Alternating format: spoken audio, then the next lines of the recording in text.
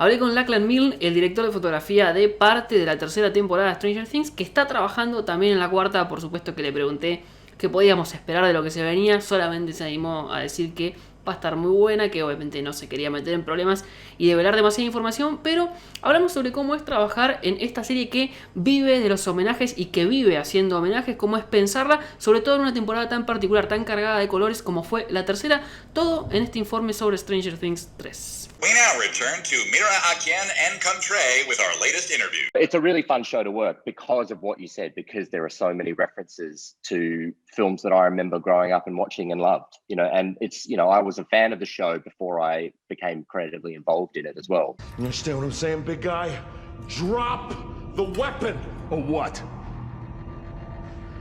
You going to shoot? It's really fun. The brothers are great. They're really clever at how they use the camera and how they move it, which is really, from a photographic side of things, it's really fun. I mean, there's a lot of emphasis on, developing shots, on interesting angles, and I get quite a lot of creative license from a lighting side of things as well, which is wonderful, so I'm very grateful for that, because on the one hand, you have the references, the Spielbergs and the John Carpenters and, that kind of genre of 80s film.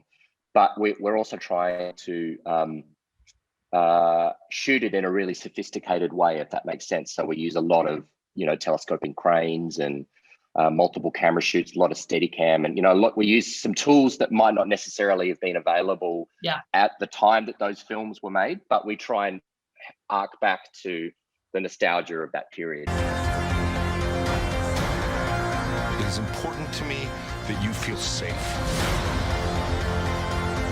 Third season is like very colorful. You have like even though the whole show is colorful, but maybe the first season is a little darker, but this one it's like particularly relying on colors. How's that for you as a cinematographer, like trying to prepare a scene or a frame, or like how did that influence your work?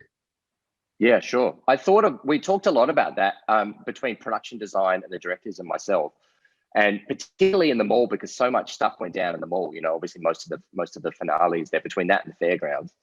I really wanted a lot of color contrast in between each worlds, between like the Russian lab and the fairgrounds, which is a little bit warmer, and then the neon hypercolor saturated feeling of the mall. I wanted the mall to feel like it was lighting the actors, if that makes sense. When that final sequence was happening with the monster, I wanted it to feel like it just to try and help the kind of like embed them in what was happening and try and give it a little bit more of a reality, even though there's an enormous monster that doesn't exist that's stretching the joint. I wanted it to feel like the environment was interacting with them and with the monster. And so we rewired the entire mall that was all period specific, and I did a lot of tests because I wanted to make sure that the neons were going to flicker and not fail, but also put out enough light to be able to light the actors. And so we did a lot of testing with that and put the whole mall through a dimmer board that we can control each thing independently and flicker them on cue and etc. And then I just supplement them with a little bit of extra light that would match that color if it wasn't quite bright enough. Yeah, but a lot of work. Yeah, it's a lot of work, and it took a lot of thinking about it and a lot of work between me and the and set deck just to make sure that we could pull it off, and obviously the lighting department. But yeah, that was a real success story. I love them all because there was a time there where we weren't sure how we were going to do it. Yeah. And then a bunch of smart people get together and we all talk about it, and that was the end result. So no, I was really happy with it. I thought it was really, really fun and very kind of peak 1985 hypercolor saturated. We're not kids anymore.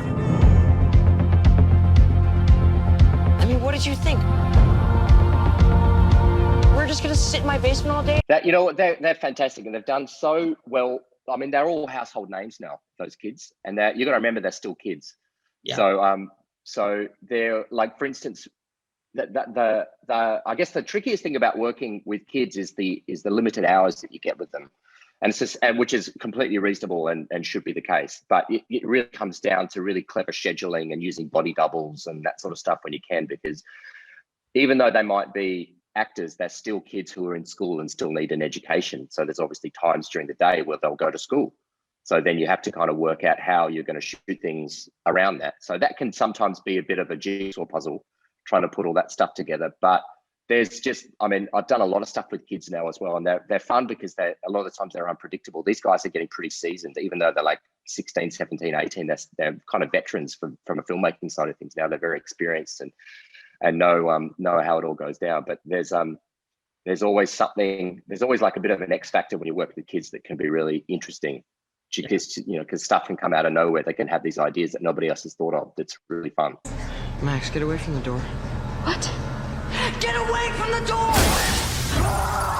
Let me out, you bitch! Let me out! He brought a lot of his own research and influence into that scene.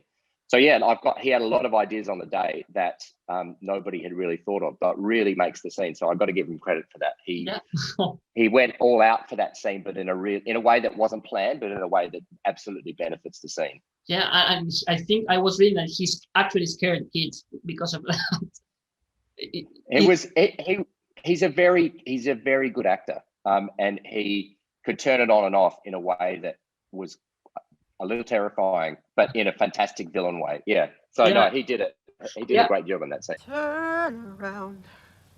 Look at what you see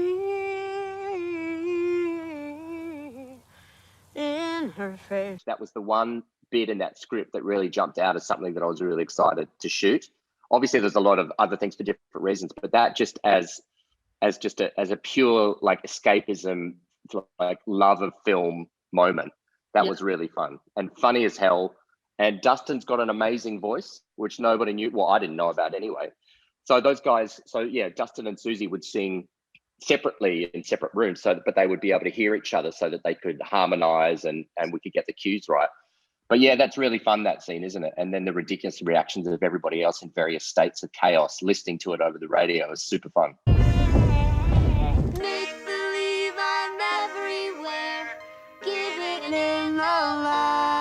That was one of the really clever things about the balance of season 3 was there's some amazing action sequences and some tragedy, obviously, but it's intercut with these like laugh out loud comedy moments, and like the relationship between Steve and Dustin just takes this whole other like comedic father-son level in a really, really fun way. Like they're genuinely excited to see each other at the beginning of the season. I think it's in episode 3 because he's been away at camp, and they have this fantastic parental relationship that nobody else can quite understand in the show. But it's really fun. Yeah, so it's really cleverly written, that season 3 for sure, because it walks the line between happy and sad and tragic and action and just like whenever it's too much of one thing, it just changes gear and gets into something else, which is really clever.